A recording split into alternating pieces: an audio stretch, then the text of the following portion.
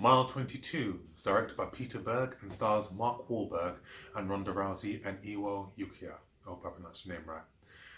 In this film, we see Mark Wahlberg, who's head of an elite covert anti-terrorist team, and their job is to transport Iko Uwai's character across a country to safety. Now, what has happened was this young man has information pertaining to whereabouts of some stolen nuclear weapons, and he will only release this information if he is extradited out of the country and transported to a place of safety.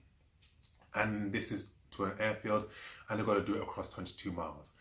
And in doing so, they come across a range of terrorists who want to stop them from getting to his destination. If the premise of this film sounds familiar, it is. We've seen it done before. We have seen it done before with Midnight Run. We've seen it done with 16 Blocks, which starred Bruce Willis and Mos Def. We've seen it done with Hitman's Bodyguard, which starred Ryan Reynolds and Samuel L. Jackson. The difference between these films and this film in particular was the fact that the characters in those previous films were likable. And I found the characters not likable at all. And even though Mark Wahlberg, he can be charismatic when he's given the right script. He was charismatic in The Italian Job, he was charismatic in The Departed. This film, it didn't suit his talents at all. It was good to see Iko Uwai's character in an American film. And it was good to see his talents and him to showcase his talents. And I hope we get to see more of him in the near future, because he is a sensational martial artist. Two stand-up films of his were The Raid and The Raid 2. If you haven't seen them, see them. Those films are excellent. The film here is just a mess from start to finish. And I just found it difficult to care for any of the characters in this film. It didn't know what it wanted to be.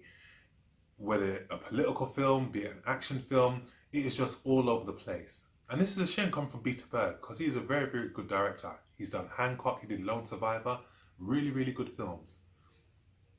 But one thing I didn't like about this film, and where it will let itself down, was in the fight sequences with Iko Uwai's character. He is a superb martial artist. But what was wrong with here in this film was the fact that there was too many shaky camera moments and too many poor editing choices. Now, I'm going to go into depth in this one.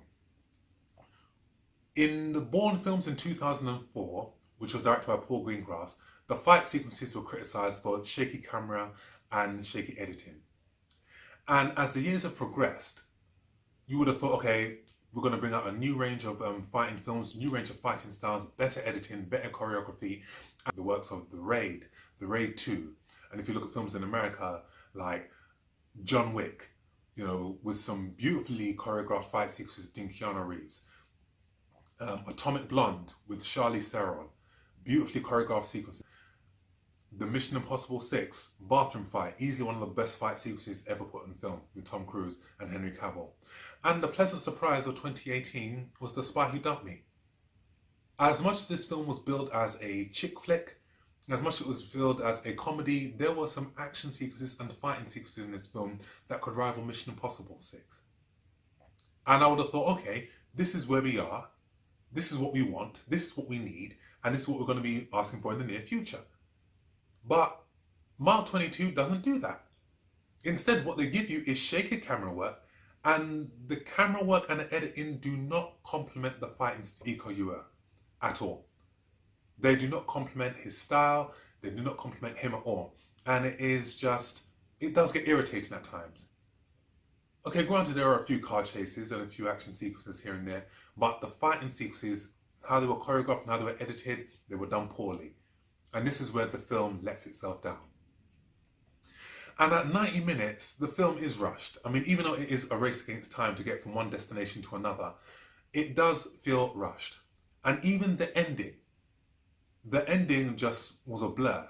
There is a twist in the tale, which I'm not going to reveal, but it didn't leave me in awe. It didn't leave me like, wow, I didn't see that coming. Like with films like No Way Out, Primal Fear, or the acclaimed Usual Suspects, where it was built up and it was beautifully told and it left you wondering, oh my word. It just left you in awe. With this film, it was just a mess. It was put together poorly. It was just left with question marks. And I don't know if this is their intention to do a sequel, but it was handled terribly. And for me, Mile 22, easily a disappointment. Which is a shame because the collaborations between Mark Wahlberg and Peter Berg have been great. And this has got to be their weakest collaboration thus far. And it was a shame that Iko Uwais, as much as good as he is as a martial artist, I would have liked to have seen better choreographed and, more importantly, better filmed and edited fight sequences that could have showcased this man's talent. And unfortunately, for someone who's looking to go mainstream and cross over to the American market, this film didn't complement that at all. So with that being said, I will give Mile 22 a 4 out of 10. Oh yes, most of the films that I've seen this year thus far, I've been giving them, 6s and 7s. One that you should avoid, one that shouldn't be in your DVD collection. Like I said, I've mentioned other films. Hitman's Bodyguard, 16 Blocks, Midnight Run. Those films, more engaging, more entertaining. Those are the films that you should watch. So, that's my review of Mile 22. Subscribe to this channel. Follow me on Instagram and Facebook.